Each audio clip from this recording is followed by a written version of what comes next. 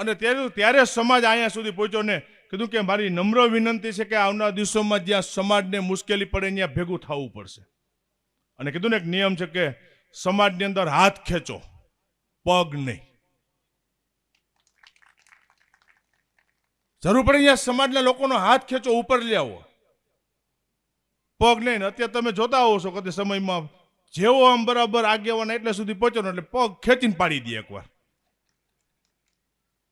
મેં અગાઉ મારા પ્રવચનમાં ઘણી વખત કીધું છે કે આ સમાજની કમનસીબી છે કે સરદાર વલ્લભભાઈ પટેલ પછી આટલા વર્ષોમાં આ પાટીદાર સમાજને બીજા સરદાર નથી મળ્યા કે જે જગ્યા ઉપર તમારો વિરોધ થાય એટલે માનવાનું કે તમે પ્રગતિના પંથે આગળ વધી રહ્યા છો. ત્યાં તમે સોળે કલાએ તમારો સૂરજ અત્યારે આગળ વધી રહ્યો છે.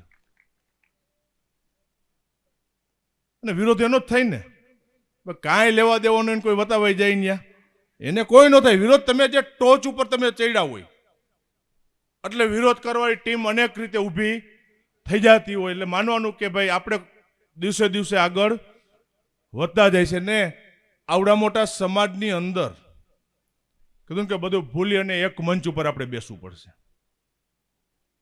એક મંચ ઉપર સમાજની જે જરૂરિયાત હોય ત્યાં ઊભું રહી જવાનું.